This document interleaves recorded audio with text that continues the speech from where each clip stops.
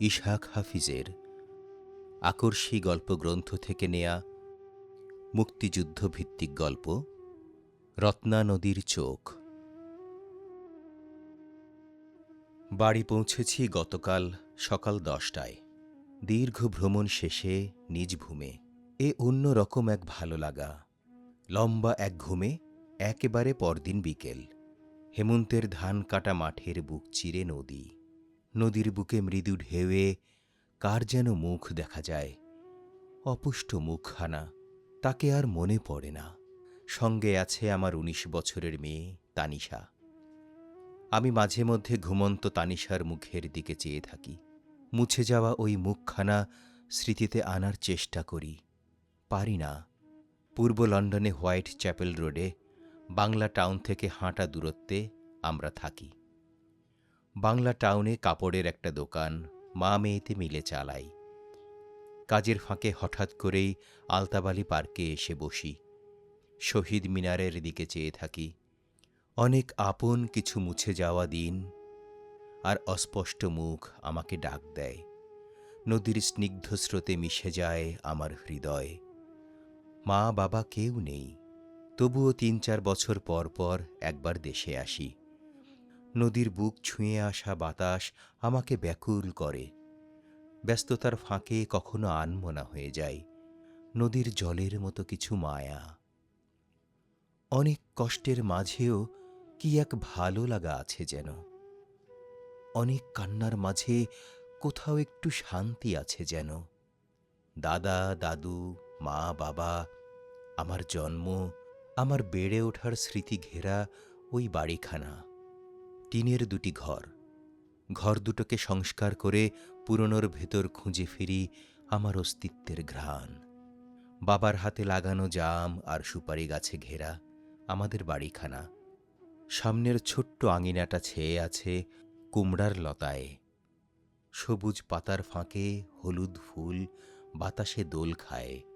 তানিশা ঘুমিয়ে আছে। ধান কাটা মাঠের উপর দিয়ে ধীরে ধীরে হেঁটে যাই।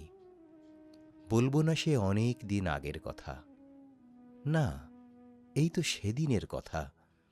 স্মৃতি সুখের হোক আর কষ্টেরই হোক, স্মৃতিই যে বড় আপন।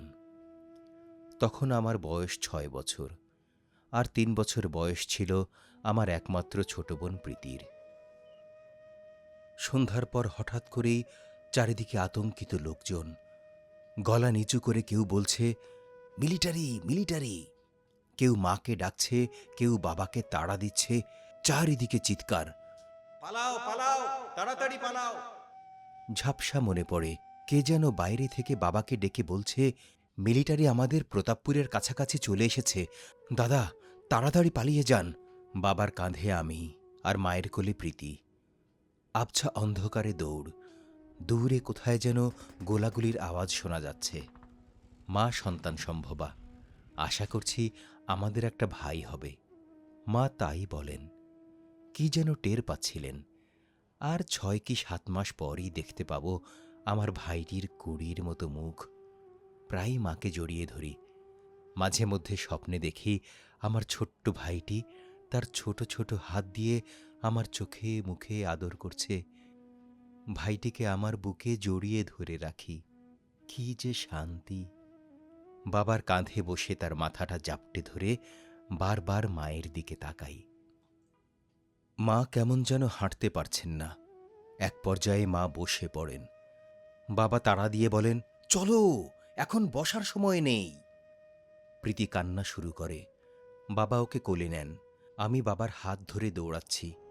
আমাদের সাড়া পেয়ে সরসর করে কি যেন ঢুকে পড়ে ধান ক্ষেতের ভেতর। ভয়ে আমার শরীর বারবার কাঁটা দিয়ে উঠছে। টের পাই মা যেন কাঁদছেন, মাঝে মধ্যে ডুকরে উঠছেন। নদীর পাড়ে এসে আমরা দাঁড়াই। বাবা আমাকে কাঁধে নিয়ে পানিতে নেমে পড়েছেন।